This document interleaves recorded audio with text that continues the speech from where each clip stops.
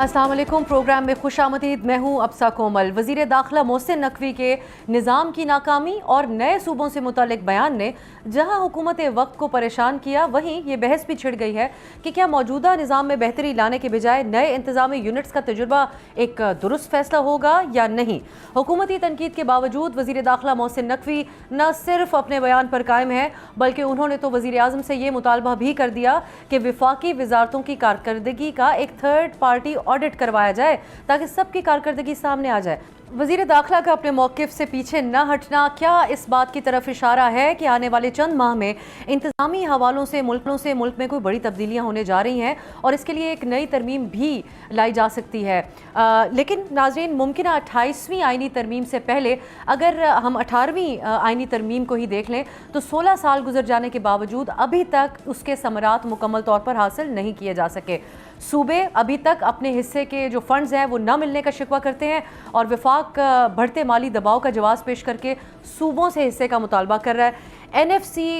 किसी न किसी तरीके से नाफिज तो हो गया, मगर फंड्स निचले लेवल तक मुंतकिल न हो सके। बल्दियाती निज़ाम को बाइख्तियार बनाना तो दूर की बात है, बल्कि मकामी हुकूमतों का वजूद ही ख़त्म कर दिया गया। गुज़िश्ता 4 साल में मुख्तलिफ हीले बहाने इस्तेमाल करके वफाकी दारुल हुकूमत इस्लामाबाद के बल्दियाती इंतखाबात तकरीबन 6 बार मुलतवी किए गए। पंजाब में आखिरी बार बल्दियाती इंतखाबात 2015 में हुए थे। खैबर पख्तूनख्वा में भी बल्दियाती इलेक्शन के रास्ते में रुकावटें खड़ी करने की बेतहाशा कोशिशें की जा रही हैं। मुल्क की बड़ी सियासी जमातों के इस हवाले से जो रवैया है उसमें एक बात तो वाज़ेह है कि फ़ंड्स और वसाइल को अवामी फ़लाह व बहबूद के लिए इस्तेमाल करने के बजाय ज़ाती तशहीर और सियासी मफादात को सामने रख कर मनपसंद अरकान असम्बली को फ़ंड्स फराहम करना ही उनकी असल तरजीह हमें बार बार नज़र आई है। इस सब के बाद अब ये सवाल उठता है कि क्या मौजूदा निज़ाम में बेहतरी लाने के बजाय नए सूबों या नए एडमिनिस्ट्रेटिव यूनिट्स की तरफ बढ़ना सियासी और इंतज़ामी लिहाज से क्या एक दुरुस्त फ़ैसला होगा, और इस पर बहस की बहुत ज़रूरत है। इसलिए इस मौजू पर बात करने के लिए आज हमने रेलेवेंट शख्सियात को दावत दी है। साबिक वफाकी वज़ीर और सीनियर सियासतदान दानियाल अजीज़ साहब हमारे साथ हैं, जिन्होंने बल्दियाती निज़ाम की बहाली के लिए सियासी और कानूनी जिद्दोजहद की, और हमारे साथ मौजूद हैं सरबराह पिलडैट, जो कि आइनी, कानूनी और इंतखाबी मामलात पर गहरी नज़र रखते हैं। बहुत बहुत शुक्रिया अहमद बिलाल महबूब साहब आपका भी और दानियाल अजीज़ साहब आपका भी। अहमद बिलाल साहब, अब ये जो बहस है इसमें बुनियादी तौर पर जो सवाल है उसी को लेकर आपकी तरफ आएंगे कि क्या पाकिस्तान को इस वक्त नए सूबों या नए इंतज़ामी यूनिट्स की ज़रूरत है, या जो ऑलरेडी एग्जिस्टिंग निज़ाम है, जो बल्दियाती निज़ाम है, उसको बेहतर करने की ज़रूरत है। आप कैसे देख रहे हैं जो नई बहस शुरू हुई है इसको? बहुत शुक्रिया। देखिए, ये जिस मौजू पे हम गुफ्तगू कर रहे हैं उस मौजू पे दानियाल अजीज़ साहब की मौजूदगी में किसी और की ज़रूरत नहीं थी। आपने तकल्लुफ़ किया मुझे बुलाने का। दानियाल अजीज़ साहब इसमें अथॉरिटी हैं। उन्होंने बेसिकली जनरल मुशर्रफ के ज़माने में जो सबका इत्तफ़ाक़ है कि बेहतरीन लोकल गवर्नमेंट का सिस्टम था, उसके आर्किटेक्ट हैं ये। लेकिन बहरहाल अब आपने मुझसे पूछा है तो मेरे ख़्याल में अगर दोनों में चॉइस हो, देखिए अगर नए सूबे बना भी दिए जाएं तो लोकल गवर्नमेंट की ज़रूरत तो फिर भी रहेगी, अब भी है और फिर भी रहेगी। लेकिन अगर अच्छी लोकल गवर्नमेंट हो और वो एम्पावर्ड हो तो फिर शायद नए सूबों की ज़रूरत ना रहे, मेरा ख्याल ये है। लेकिन अगर फ़र्ज़ करें किसी ने सोच ही लिया है कि नए सूबे बनाना बहुत ज़रूरी है, कोई तहकीक कर लिया उन्होंने, तो मैं अर्ज़ करूँगा कि ये एक पॉलिटिकल क्वेश्चन है और पॉलिटिकल क्वेश्चन इंतज़ामी तरीक़ों से हल नहीं होते। कई सूबे, ख़ास तौर पे सूबा सिंध, वहाँ नए सूबों की तख्लीक को बहुत सख्ती से रजिस्ट करेगा, और मैं समझता हूँ कि लॉ एंड ऑर्डर का मसला भी पैदा हो सकता है। और वैसे भी ये मुश्किल काम है आइनी तौर पे भी कि आप पहले सूबाई असम्बलियों से 2/3 मेजॉरिटी से रेजोल्यूशन पास कराएं और फिर आप कौमी असम्बली और सेनेट से भी 2/3 मेजॉरिटी से कराएं, तो ये मुझे मुमकिन नहीं लगता, मुश्किल लगता है। कंसेंसस डेवलप करना बहुत ज़रूरी होगा, और उसके लिए मेरी तजवीज़ तो ये है कि जैसे इंडिया ने 1953 में किया था कि उन्होंने स्टेट्स रीऑर्गेनाइजेशन कमीशन बनाया था, वैसे एक कमीशन यहाँ बनाया जाए और उसकी रिकमेंडेशंस पे पार्लियामेंट गौर करे, क्योंकि ये बेसिक ग्राउंड वर्क करना बहुत ज़रूरी है पार्लियामेंट के पास जाने से पहले। तो वो ग्राउंड वर्क हुआ होगा تو پارلیمنٹ اس کے اوپر کوئی انفارم ڈیسیژن کر سکے گی. میری ذاتی رائے یہ ہے کہ اگر آپ لوکل گورنمنٹس کو ایک کانسٹیٹیوشنل امینڈمنٹ کے ذریعے ایک امپاور کر دیں جس میں ان کے اختیارات اور ان کے وسائل کی تقسیم انشور کر دی جائے, تو پھر شاید آپ کو صوبائی نئے صوبوں کی کریشن کی ضرورت پیش نہ آئے. اور اگر آپ کو ڈر یہ ہے کہ موجودہ صوبے اتنے خود سر ہو گئے ہیں کہ ان کو کٹ ٹو سائز کرنا ضروری ہے, تو میرے خیال میں لوکل گورنمنٹ کے آنے کے بعد, اور اگر آپ نیشنل فائنانس کمیشن کے تھرو امینڈمنٹ کرنے کے بعد ڈائریکٹلی لوکل گورنمنٹ کو فنڈ کر دیں,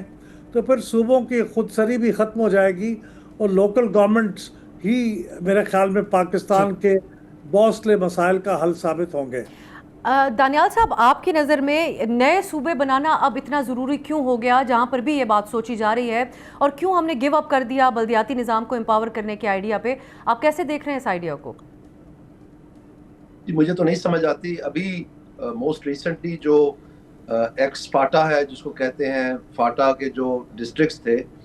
وہ سارے مرج کرنے کے لیے ہمیں کمیشن بھی بنی, اس کے سرتاج عزیز صاحب ہیڈ تھے, اس میں رپورٹیں بھی شائع ہوئیں اور انٹرنیشنل کنسلٹنٹس بھی رکھے گئے, اور بڑا واویلا مچا, اور ہمیں بار بار بتایا گیا جبکہ کوئی تیار ہی نہیں تھا اس بات پہ کہ ان کو مرج کرنا ضروری ہے, کیونکہ انتظامیہ نہیں ہوگی وہاں پر. آپ کو ہائی کورٹ نیا بنانا پڑے گا, آپ کو گورنر ہاؤس نیا بنانا پڑے گا, آپ کو جو ہے چیف سیکرٹری اور ایس ایم بی آر وغیرہ یہ دفاتر سارے کورٹ سسٹم ایکسیٹرا, تو ایکسپینڈیچر بہت بڑھ جائے گا, اور این ایف سی میں بہت پرابلمز آ جائیں گی. یہ ایک لمبی فہرست تھی جس میں انہوں نے بتایا کہ جی یہ مرج ہونا بہت ضروری ہے. تو وہ سارا کچھ ہضم کر لیا, وہ مرج ہو گئے.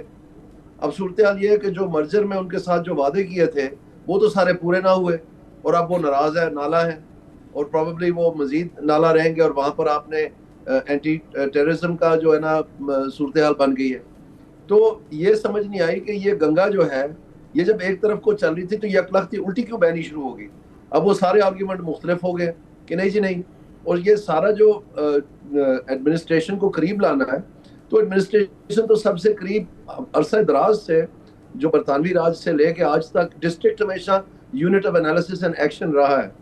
اور ڈویژنل ٹیئر جس کو یہ بتا رہے ہیں کہ جی یہاں پر انتظامی بنیادوں پہ ہم صوبے بنا دیں گے. انتظامی بنیادوں پہ کیا مطلب ہے, یہ ایگزیکٹلی کیا ہے؟ وہ ایک ہی چیف منسٹر کو جواب دے ہوں گے, وہاں پر وہ ایم پی ایز جو ہے اس ڈویژن کے ان کی کوئی کمیٹی بنے گی. یہ تو پہلے بھی ہوتی رہی ہے. اسی لیے تو ڈویژنل ٹیئر کو وائنڈ اپ کیا تھا کہ وہ مقامی سطح پر عوام کو جہاں پر ان کی کاؤنسل ہے ان کو جواب دے ہوں. اور انتظامیہ نے پی ٹی آئی کو استعمال کرتے ہوئے, کیونکہ ان کے بیچارے لوگوں کو پتہ ہی نہیں کہ وہ کیا کر رہے ہیں, صبح کب ہے, دوپہر کب ہے, شام کب ہے, تو انہوں نے کیا کیا کہ انہوں نے تحصیل تک محدود کر دیا لوکل گورنمنٹ سسٹم جو خیبر پختونخوا میں انٹروڈیوس ہوا, اور یہاں تک کہ پنجاب میں اس کا قانون بنا دیا, تاکہ ضلع میں ڈسٹرکٹ میں جتنے بھی آفیسز ہیں اس میں انتظامیہ کی برتری رہے, اور نہ کہ یہ کسی کاؤنسل کو یا کسی الیکٹڈ ریپرزینٹیو کو جن کے نام میں یہ سارے کام کرتے ہیں, جن کے نام میں ان کو سارا خرچہ ملتا ہے, جن کے نام میں یہ سو کالڈ جو ہے سروس دے رہے ہیں, ان کے لیے یہ کوئی جواب دہ ہونے کے لیے تیار نہیں ہے. اور ہماری سیاسی برادری جو ہے, جو صوبائی ہے, وہ بھی تیار ہے کہ جی ان کو جو عوامی سطح ہے اس کی ڈائریکٹلی ہم سے آ کے منت سماجت کرے تو ہم دیکھیں کہ ان کا کیا کام کرنا ہے, کیا نہیں کام کرنا. تو یہ جو ڈیفیکٹو ڈیجورو سسٹمز میں تقسیم ہے, اسی لیے تو یہ سارا مقامی حکومتوں کا نظام بنایا تھا کہ یہ جو جیسے اب نقوی صاحب بتا رہے ہیں کہ جی سسٹم کولیپس ہو گیا ہے. مجھے نہیں پتا کہ وہ سیم پیج کی کولیپس کی بات کر رہے ہیں یا وہ ہائبرڈ سسٹم جو آج کل انہوں نے بتایا ہوا ہے ڈیفنس منسٹر نے جو چل رہا ہے وہ کولیپس ہوا ہے. انہوں نے کہا سیم پیج, ان کی گفتگو سے لگتا ہے سیم پیج, معذرت میں آپ کی بات کاٹ رہی ہوں, سیم پیج تو کولیپس نہیں ہوا. انہوں نے وضاحت دی کہ پرائم منسٹر شہباز شریف تو اپنا ٹینیور پورا کریں گے. سو یہ کل کا ان کا اسٹیٹمنٹ ہے. نہیں, انہوں نے یہ نہیں کہا. انہوں نے کہا کہ شہباز شریف صاحب اپنا ٹینیور پورا کریں گے, لیکن انہوں نے کہا کہ وہ اپنے جو کولیپس کے لفظ تھے اس کے ساتھ وہ انہوں نے انسسٹ کیا ہے. تو وہ کس چیز کے کولیپس کی بات کر رہے ہیں, ان کو چاہیے وضاحت کریں ذرا تھوڑی سی, کیونکہ اگر تو یہ سیم پیج اور ہائبرڈ کی کولیپس کی بات کر رہے ہیں تو وہ تو آئین کا حصہ ہی نہیں ہے, وہ تو کولیپس ہونا ہی تھا. تو پھر کس چیز کی کولیپس کی بات کر رہے ہیں؟ اگر وہ سمجھتے ہیں کہ وزراء حضرات جو کام نہیں کر رہے ہیں اور ان کی جو ہے وہ ہونی چاہیے پرفارمنس ایویلیویشن ہونی چاہیے تھرڈ پارٹی سے, تو جب یہ وزراء بن رہے تھے ماشاءاللہ تو اس وقت ان کو یہ چیز یاد نہیں آئی جب وہ چیف منسٹر پنجاب تھے اور ان کو درخواستیں مل رہی تھیں کہ الیکشن میں کیا کچھ گزر رہا ہے, تو اس کے اوپر عمل درآمد نہیں کیا. اس وقت تو یہ کہتے تھے کہ ایک ایس ایچ او کی مار ہے. تو جب آپ ایس ایچ او کے مارے ہوئے لے آئیں گے تو پھر آپ کو ایسی ہی حکومت ملے گی, تو اس میں پریشانی کس بات کی؟ ان کو کیا سمجھتے ہیں کہ وہ جمہوریت کا عکس جو ہے اس کی روح قتل کر کے تو سمجھتے ہیں کہ جمہوریت کے فوائد ہوں گے، وہ تو نہیں ملے گا نا۔ احمد بلال صاحب، یہ جو کولیپس، نظام کے کولیپس ہونے کی بات کی، اس میں اس انیشل بیان میں محسن نقوی صاحب نے یہ بھی کہا کہ دنیا بھر میں جمہوریتیں ہیں لیکن صرف اس ایک طرح کا جمہوری نظام نہیں ہے، اور بھی اس کے 3-4 آپشنز موجود ہیں۔ تو آپ کی نظر میں یہ بھی کہا جا سکتا ہے کہ جس نظام کے کولیپس کی انہوں نے بات کی، کیونکہ کل تو انہوں نے کہا کہ میں اس نظام کا تو خود ہی حصہ ہوں، تو میں کیوں کہوں گا کہ میں یہ کولیپس ہو گیا، یہ جب سے قیام پاکستان کے بعد سے اب تک یہ جو نظام رہا اس کی بات کر رہا تھا۔ تو آپ کی نظر میں کیا پارلیمانی جو نظام یہاں پر ہے اس کے کولیپس کی بات ہو رہی تھی؟ ہم نے تو دونوں کا تجربہ کر رکھا ہے نا، ہم نے تو پریزیڈنشل فارم بھی ود بیسک ڈیموکریسیز کوئی 10 سال تک اس کو بھی آزما کے دیکھا ہے۔ تو بالآخر کنسنسس 1973 کے کانسٹیٹیوشن میں ہم اسے پسند کریں، انڈیویجولی کوئی کرے یا نہ کرے، لیکن 1973 کا کانسٹیٹیوشن ایک کنسنسس ڈاکومنٹ ہے نا، بڑی مشکل سے کنسنسس ہوا اور وہ جینوئنلی کنسنسس ڈاکومنٹ تھا۔ تو اس میں پارلیمنٹری اسٹائل آف گورنمنٹ کے اوپر اتفاق ہوا، حالانکہ بھٹو صاحب بتایا جاتا ہے رپورٹڈلی کہ وہ تو پریزیڈنشل فارم کے حق میں تھے، وہ پارلیمانی فارم کے حق میں نہیں تھے، لیکن جب اتنی over whelming support parliamentary form of government میں انہوں نے دیکھی تو پھر ان کو بھی ایکسیپٹ کرنا پڑا، حالانکہ وہ انٹرم انہوں نے جو کانسٹیٹیوشن بنایا تھا اس پہ وہ پریزیڈنٹ تھے۔ تو میرے خیال میں اس قسم کے آئیڈیاز جو ہیں وہ دینے سے پہلے ہمیں یہ بھی غور کرنا چاہیے کہ ایک پولیٹیکل پروسیس ہے جس کے تھرو یہ چیزیں بنتی ہیں اور تبدیل ہوتی ہیں۔ تو اگر آپ یہ کرنا چاہتے ہیں تو پھر لائیے ایک بل پارلیمنٹ کے اندر کہ ہم پریزیڈنشل فارم چینج کرنا چاہتے ہیں، یا پھر ایک نئی کانسٹیٹیوئنٹ اسمبلی الیکٹ کیجئے جو یہ کام کرے۔ تو میرے خیال میں اس طرح تو نہیں ہو سکتا کہ انڈیویجول رائے کی بنیاد پہ آپ ایک کنسنسس کا جو سسٹم فارم ہو چکا ہے اس کو تبدیل کر دیں، اور میں تو اس سے متفق نہیں ہوں کہ یہ سسٹم کولیپس ہو گیا ہے، پتہ نہیں اس کی سسٹم سے کیا مراد ہے۔ ذوالفقار علی بھٹو جب دسمبر 1971 میں انہوں نے ٹیک اوور کیا تھا، وہ اگر کہتے نا کہ سسٹم کولیپس ہو گیا ہے تو میں اس کی کوئی جسٹیفیکیشن تھی، ملک آدھا ٹوٹ گیا ہے، کانسٹیٹیوشن نام کی کوئی چیز نہیں ہے، لیکن اب آپ کے پاس کانسٹیٹیوشن بھی ہے، ادارے بھی ہیں، اگر ان کو آپ ٹھیک چلا نہیں پا رہے تو پھر افراد کا پرابلم ہے نا، ان کی اکاؤنٹیبلٹی کریں بجائے اس کے کہ آپ سسٹم کو بلیم کریں۔ تو میرا نہیں خیال کہ سسٹم کولیپس ہوا ہے، گورننس جو افراد کر رہے ہیں میرا خیال میں وہ اپنے گریبان میں جھانکیں اور اپنی کارکردگی کو بہتر کریں۔ تو نئے صوبے جو ہیں وہ تو میرے خیال میں دانیال صاحب نے ٹھیک کہا ہے کہ جب 22 گورنر لگیں گے، 22 چیف منسٹر لگیں گے، 22 کیبنٹس ہوں گی اور 22 اسمبلیاں ہوں گی، تو کیا آپ کے جو مالی حالات ہیں اس کی اجازت دیتے ہیں؟ اور یہ جو کہتے ہیں نا کہ ہم، میرے خیال میں یہ بالکل، میں تو اس بات کے حق میں ہوں کہ لوکل گورنمنٹ کا سسٹم موجود ہے، انسٹیٹیوشنز بہت عرصے سے موجود ہیں، تاریخ ہے ان کی، اچھے قانون بنائیں اور کانسٹیٹیوشنل گارنٹی دیں، پیسے دیں ان کو، تو سب کام ٹھیک ہوتے لگ جائے گا انشاءاللہ۔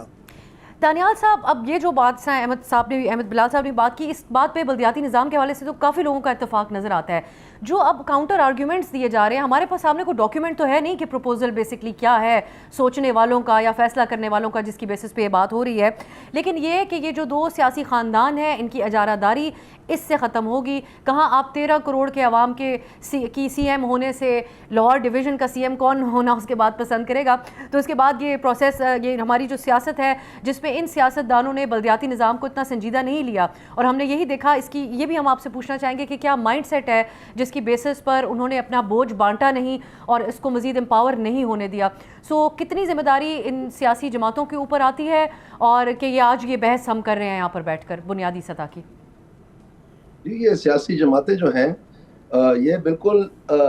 جو پاکستان کے ادارے ہیں اور پاکستان کا آئین ہے اس کو اپہولڈ کرنے کے لیے انہوں نے حلف اٹھایا ہوا ہے ان گورنمنٹس نے، پروونشل اینڈ فیڈرل۔ اور افسوس سے کہنا پڑتا ہے کہ یہ جو ڈیم بابا ہے، یہ انہوں نے جو لاہور ہائی کورٹ کا فیصلہ تھا آرٹیکل 140A امپلیمنٹ کرنے کے لیے،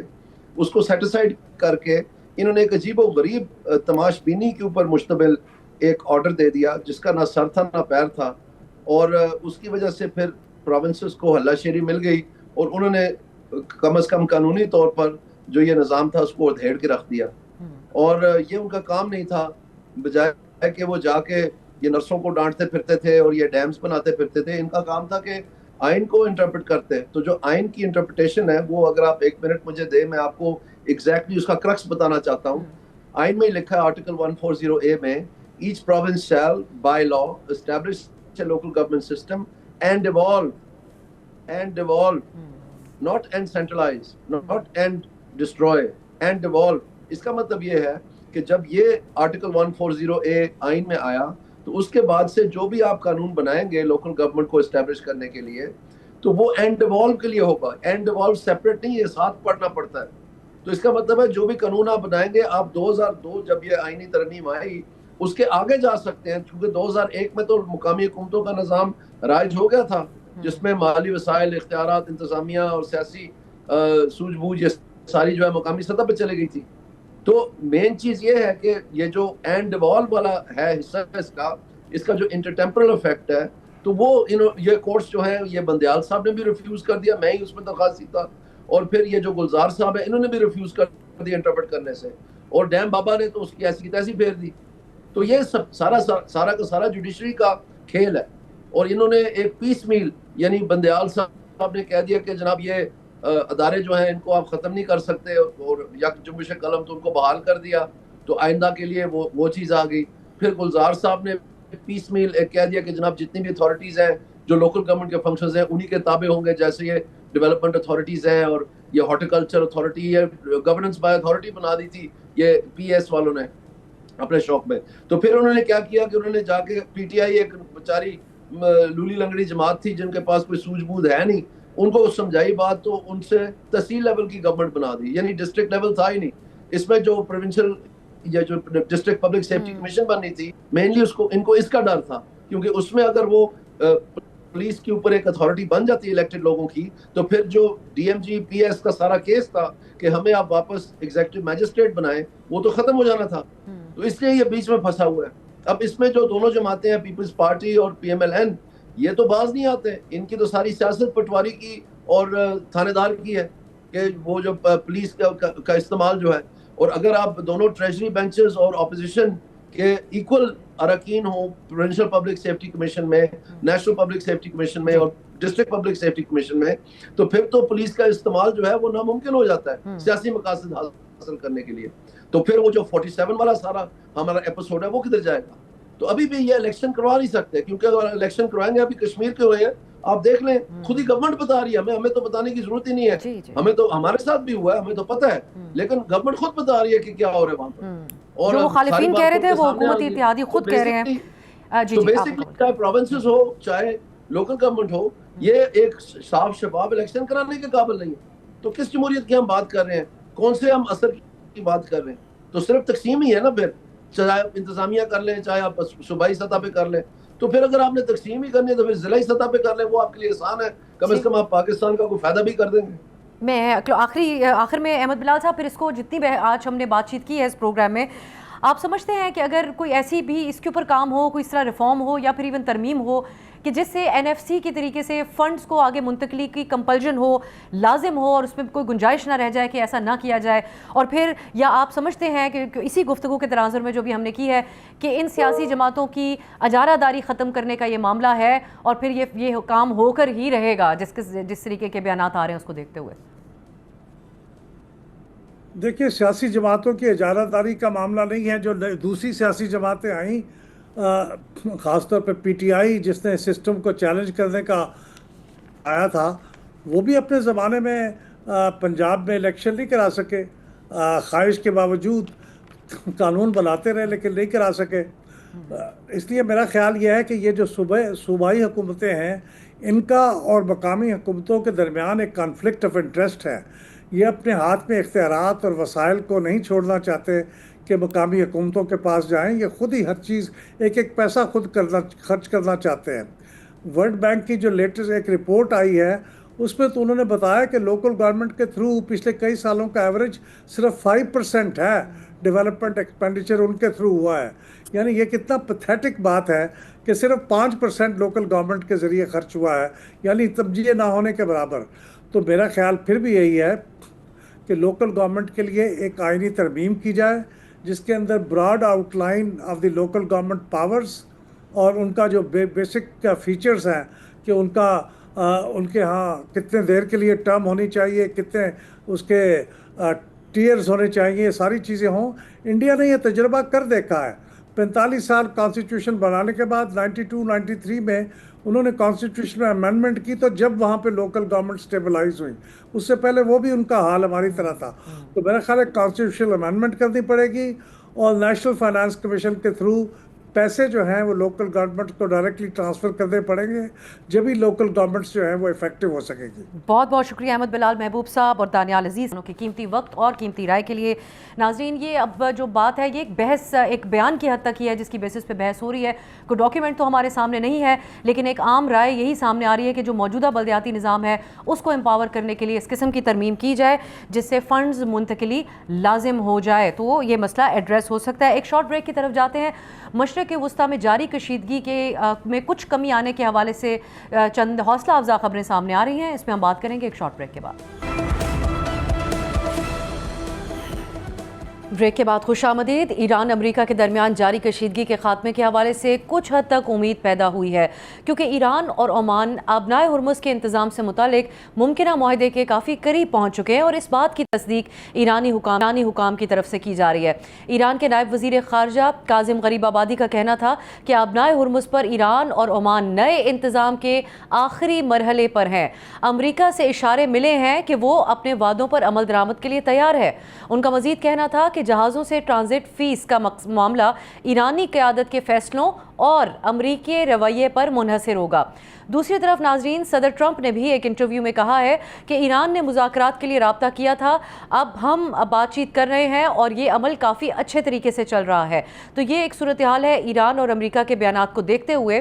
لیکن اس کے ساتھ ساتھ ایران اور عمان کے درمیان آبنائے ہرمز کے معاملے پر علاقائی ذرائع کے حوالے سے بھی میڈیا یہ رپورٹ کر رہا ہے کہ ان مذاکرات کی کوششوں میں قطری، پاکستانی اور سعودی حکام بھی شامل تھے، اور ممکنہ معاہدے میں عمان اور ایران کے درمیان 60 روزہ عارضی انتظام طے کیا گیا ہے، جس میں آگے توسیع بھی کی جا سکتی ہے، لیکن ان 60 روز تک آبنائے ہرمز سے گزرنے والے جہازوں سے کوئی بھی ٹرانزٹ فیس وصول نہیں کی جائے گی. یہ باتیں سامنے آ رہی ہیں. اب ممکنہ معاہدے کے حوالے سے آج ترجمان پاکستانی دفتر خارجہ طاہر اندرابی کا کہنا تھا کہ پاکستان کو امید ہے کہ آبنائے ہرمز معاہدہ ایران اور امریکہ کے درمیان مذاکرات کی بحالی کا باعث بنے گا، اور یہ معاہدہ مذاکرات کے تسلسل کی راہ بھی ہموار کرے گا. ہم پروگرام میں یہ جاننے کی کوشش کریں گے کہ کیا ایک امید پیدا ہوتی ہے کہ معاملات اب آگے بہتری کی طرف جائیں گے. اس پہ ہمارے ساتھ موجود ہیں ایمبیسڈر جاوید حسین صاحب، سینئر سابق سفارتکار. بہت بہت شکریہ جاوید صاحب آپ کے وقت کے لیے. یہ جو ایران اور عمان کے درمیان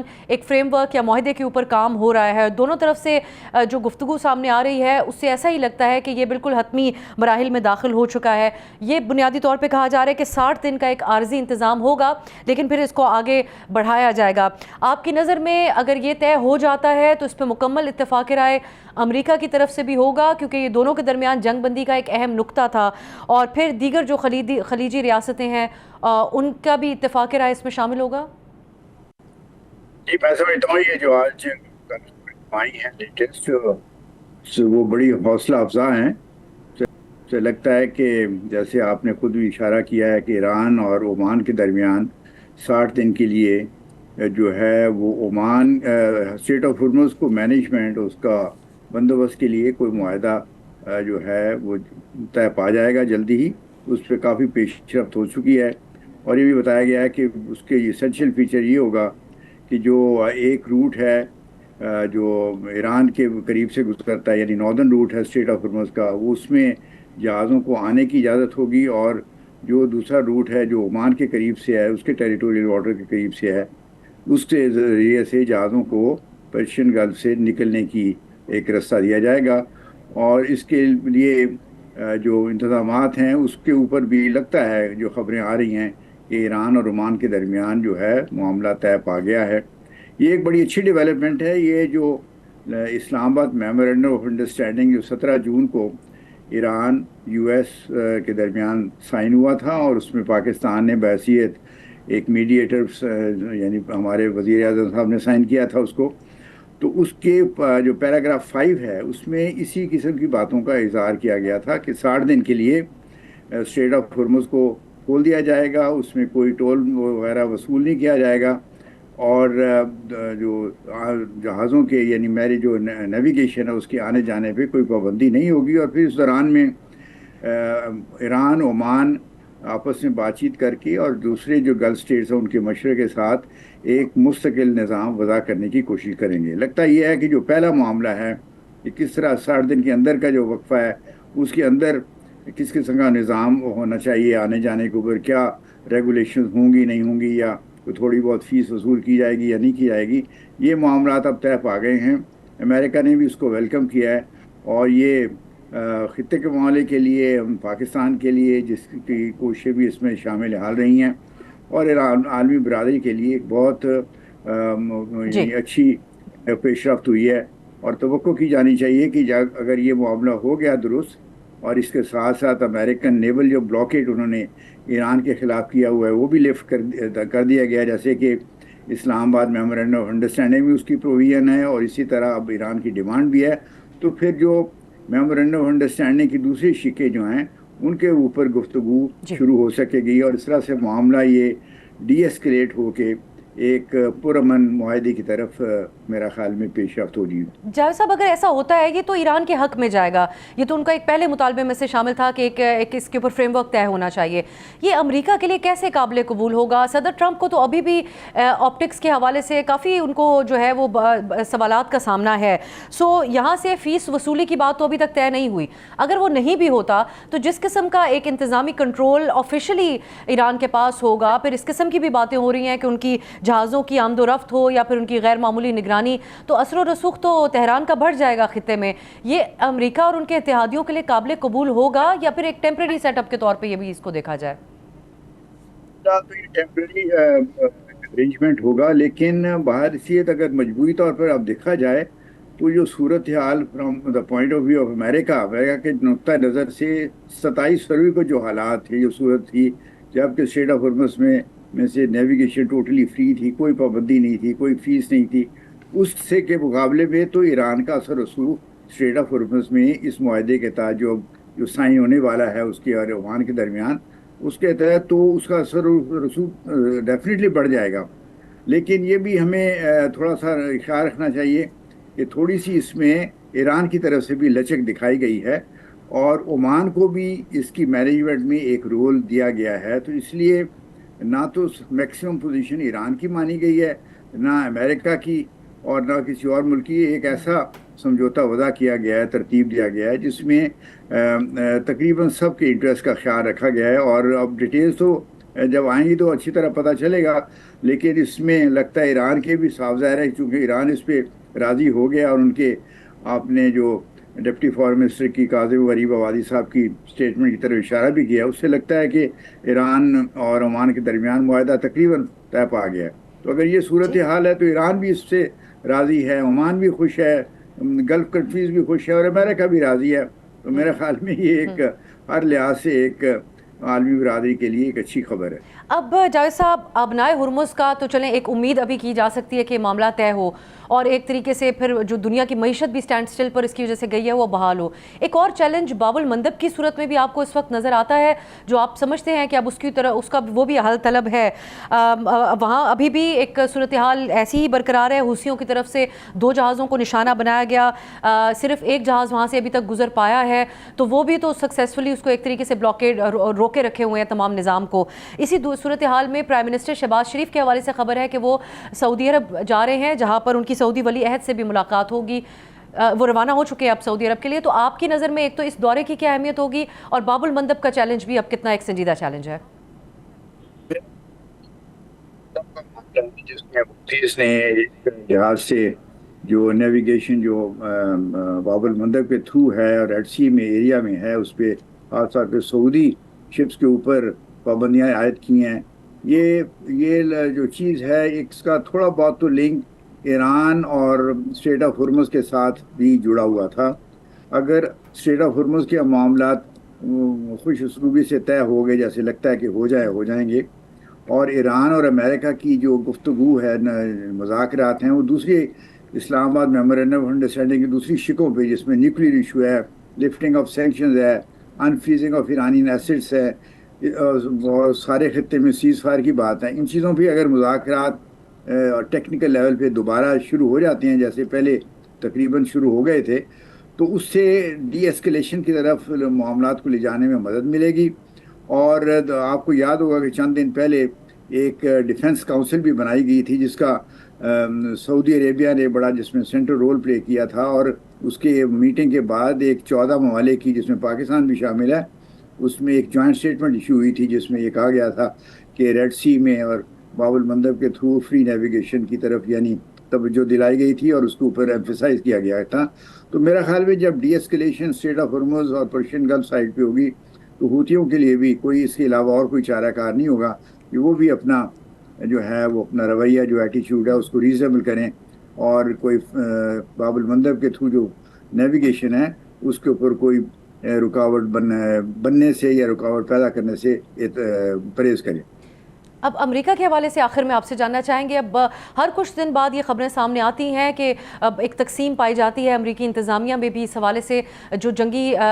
दिफाई अखराजात है या जंगी साजो सामान है उसके हवाले से। अब आज भी ये खबर सामने आ रही है कि सदर ट्रंप नाला हैं अपने secretary of war Pete Hegseth से कि उनको दुरुस्त इन्फॉर्मेशन सदर ट्रंप को नहीं दी गई, जो कमी का सामना है उनको दिफाई साजो सामान या गोला बारूद के हवाले से। तो ये खबरें सामने आई थी कि सदर ट्रंप बरहम है कि उनको गुमराह किया गया, हकीकी वो बात नहीं बताई गई। आपकी नज़र में एम्बेसडर साहब, ये जो आम एक परसेप्शन अमेरिका के हवाले से, दुनिया की एक बड़ी सुपर पावर, बड़ी दिफाई पावर, हर एक खबर जो सामने आती है इंतज़ामिया में तकसीम के हवाले से, उसने कितना परसेप्शन तब्दील किया है अभी तक अमेरिका के हवाले से दुनिया भर में इस जंग को लेकर?